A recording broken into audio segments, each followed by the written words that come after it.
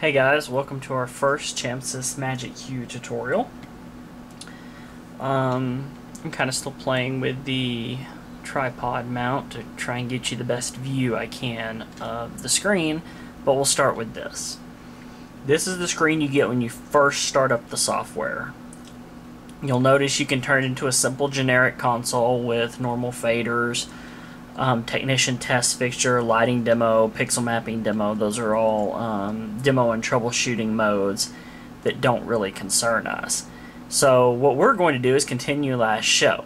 Yes, even if you don't have a show written in the software, you still continue last show.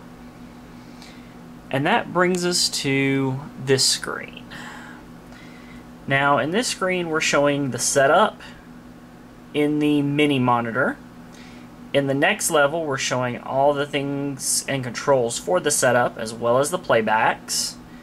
And then finally, over here, you have your programming keys, and down here, you have your faders for playback. So, the first thing I'm going to do, actually, is load a new show, because I actually had something programmed and running. Now, if you'll notice, when it says when you set it to set up a new show, I'm going to zoom in here for you. It asks you if you want a normal live show, if you want a theater non-tracking show, if you want a theater tracking show, or if you want the Hog to Warp. Hog to Warp is pretty self-explanatory. Theater non-tracking and theater tracking refer to how it manages cues. Tracking means that if I program a channel at 100, that channel will stay there as I program until I tell it to go to 0. Theater non-tracking will mean that the lighting level is reset with each cue. So if I program a light at 100 in Q1, it will be back at 0 for Q2. And finally, normal live is a tracking mode, and it's used for a lot of moving light programming. I always stick with normal live. It was what I was used to working on the Hog, and it's generally where I like to begin. Now, you'll see in the screen within a screen here that there are many settings that we can choose from. We have programmer, keypad encoders, windows, cue storage, playback. Each one of those has a set of options. I'm going to actually grow this to full screen mode so it'll make it a little easier to see here. Let me zoom back out. There we go. Each one of these has different options that we can use in the actual settings for how the program works. In this case, I would say leave everything set as it comes. As you learn more about the software, you may want to change these settings at a later date. Which brings us to, if we go up here in the top of the window within a window, we see options for View Settings, which is where we're at, View System, which is where I'm about to go, and View DMX Input Output, which we'll go to in just a minute. When I click on View System, we get this screen. This screen is for if you are connecting a wing to the console. Wings can come in many forms. They can be a programming wing, they can be a playback wing. There are many types in use. If I double click on the first column of type, I see the choices of no wing, DMX in, playback, remote panels, execute wing, and execute top. We will go over these at a later date for those of you who have wings. For now, I'm going to hit cancel, and I'm going to leave everything programmed with no wing. Now, I clicked on View DMX Input Output, and we see a listing here of all the different DMX universes. You'll notice it goes to 19. It will actually go past that if you scroll down. This software is capable of handling a lot of universes of DMX. If you don't really know what I'm talking about when I say a universe of DMX, you should check out our blog on a DMX primer. So, the first thing that will come when you first get the console is Universe 1 will actually be disabled. I've actually used this before, so it's marked enabled. All you do is double click, set universe status, enable. Then you need to tell it what type it's outputting. If I zoom out here, you'll see the options are none, ArtNet, Pathport, ACN, ShowNet, MQ Direct, MagicQ Wing, Chamsys USB, MagicQ DMX, ArtPar, OpenUSB, Intec Pro, Digital Enlight, DMX for All. It can use a variety of different output types. Normally, you will either choose MagicQ Wing if you are outputting from a wing, or if you're using the Intec Pro DMX box, USB to DMX, you'll click on Intec Pro, and you'll see Intec Pro. Output uni, doesn't matter. Input type, unless you are inputting DMX into the console, this is irrelevant, and we will go over inputting DMX into the console at a later date. Visualizer, hot takeover, all that can stay the same. So you are set with Universe 1 being sent out through your Intec Pro box. Now when you installed the Intec Pro box, I hope you installed the software first and then the box, or else this might actually give you trouble. At this point, you should see the box blinking a green light that tells you that you are outputting DMX on the box. So now at this point, let's go over here to the programmer buttons and see what we have over here. Okay, the main program buttons that you are going to want are going to be output, which when you click on it right now, if we go over here to the screen, it doesn't do anything. That's because we're not outputting any DMX at the moment. Once you have made changes and recorded a particular DMX look, that look will show up in this screen and show you what you're outputting. The next button is Programmer. Again, we'll see as I zoom into it here that we just get a little message that says Programmer is empty. That's telling us that we don't have anything in the programmer. I'm going to pause for a second now and tell you how this software works. The way this software programs is it has what it calls the programmer, which is the set of all the commands that you're currently working on. If I bring lights 1, 3, 5, and 7 up to 100, the programmer then contains the information that lights 1, 3, 5, and 7 are at 100. When I record a cue, it records only what is present in the programmer. It doesn't matter what you are seeing on the stage. It doesn't matter what else is going on. If the values are not present in the programmer, they will not be recorded into the cue. This will come in handy. This knowledge will come in handy later. So let's go back over here.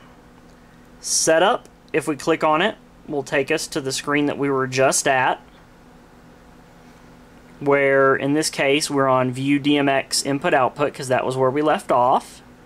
But we can also do View System and View Settings.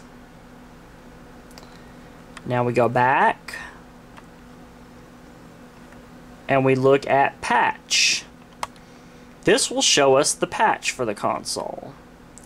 For those who are not familiar with what a patch is, I would suggest again you go look at our DMX primer and it will explain those things to you. For now, let's take a look up here. You can view this by the heads that are patched. This console calls units heads, referring to moving heads. It's a British thing. You can view it by channel. When we click on that, we see that Universe 1, Channel 1, and we go all the way down through Universe 1, Channel 21 on this particular screen, and we can scroll through more. We see that nothing is patched. So moving back up, we can also view it by DMX levels. And again, since nothing's patched, this doesn't show anything. So we want to patch a unit so that we can control it. We'll go to Choose Dimmer. We'll do this first.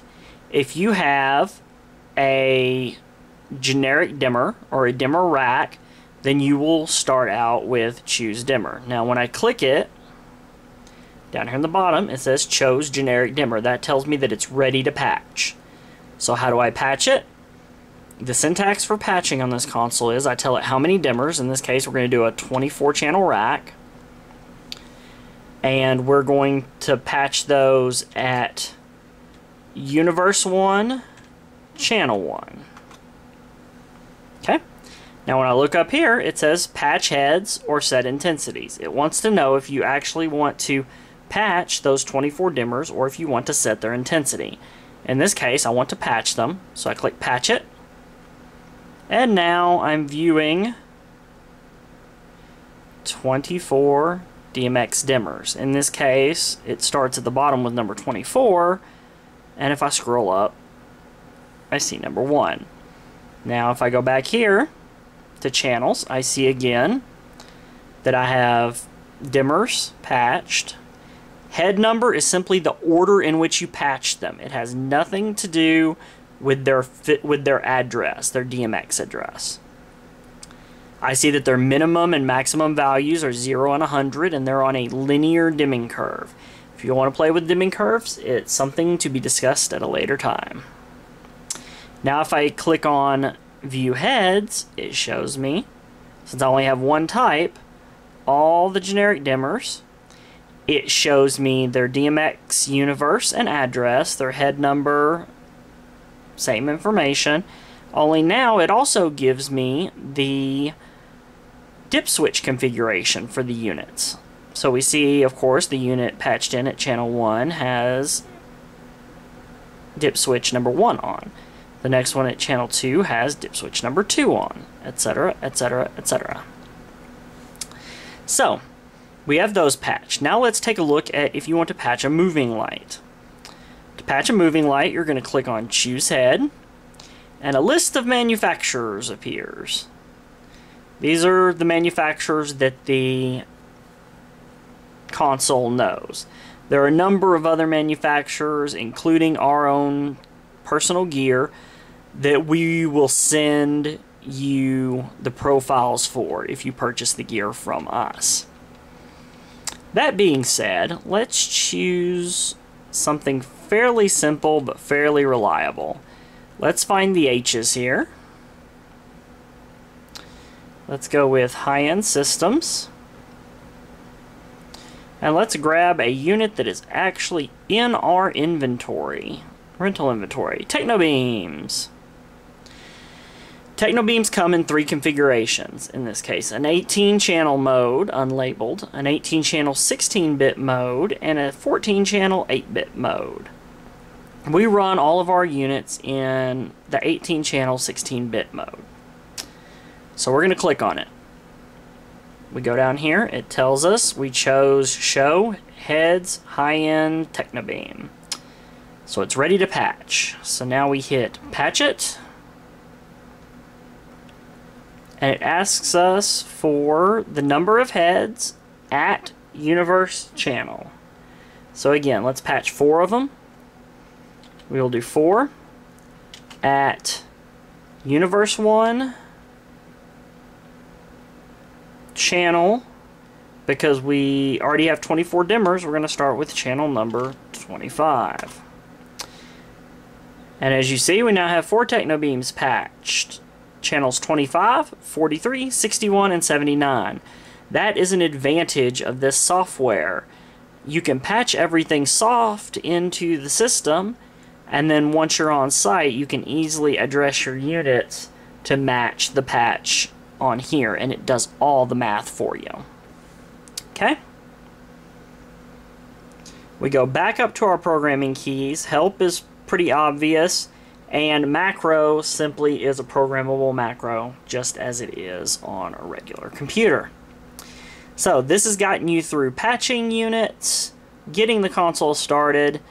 Next, we will look at groups and how to manipulate individual units. Thank you for tuning in.